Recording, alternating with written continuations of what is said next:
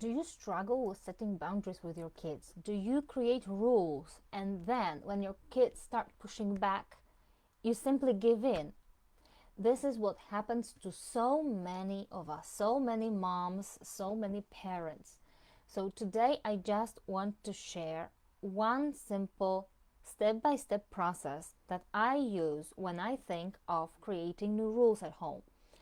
So it usually happens that we create rules when we get angry, when something frustrates us, a behavior that we cannot stand anymore. Like your kid doesn't want to give away their phone or tablet, and they just keep on playing, even though you said multiple times, just put it away. Just it's your bedtime, you need to go to sleep, put your phone away. And then because of the screen time, they struggle even more with actually falling asleep. So I use this simple process.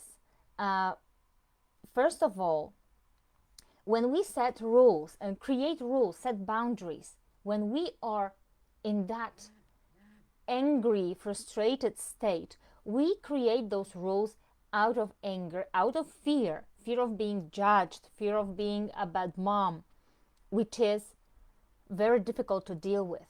But if we create them out of fear, they will only last as long as we feel that way. So why do those rules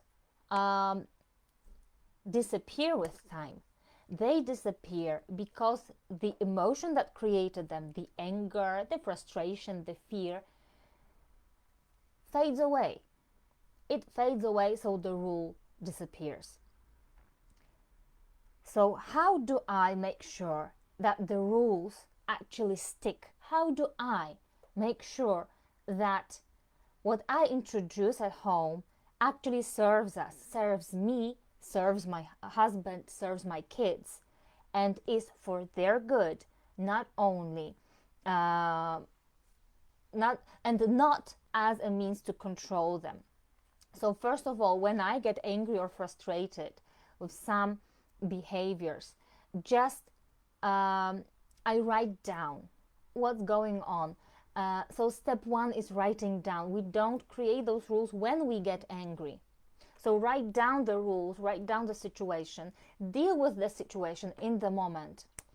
But think of the rules and as the boundaries that are going to protect you or your child's future well-being. So the rules are there for you to protect your inner peace, are there for you to make sure that your child gets the best from you, so that your child gets the best care and the best example from you. So when you write down what frustrates you, you create that simple frustration list. Then ask yourself that question: what boundaries are violated here? What boundaries?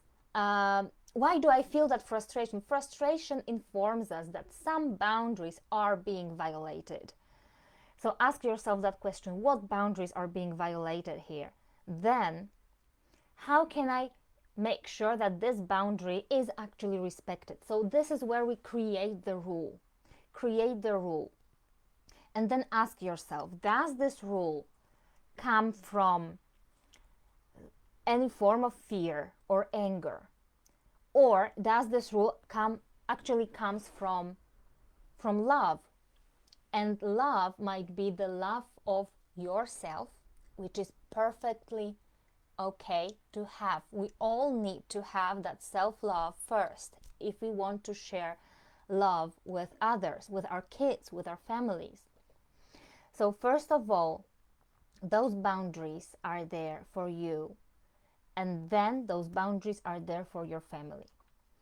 So ask yourself, does this rule come from love, or does it come from fear? Fear of being judged, fear of being called a bad mom, fear of not being good enough, fear of not being consistent enough, fear of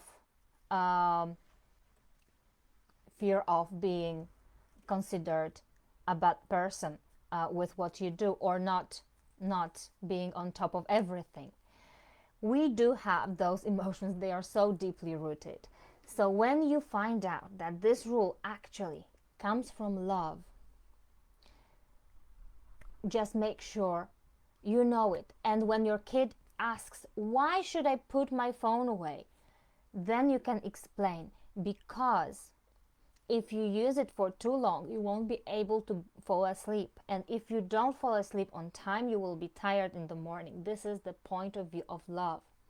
It's not because I say so. It's not because your friends cannot use phones this long or this late. It's from the heart. It's from the point of love.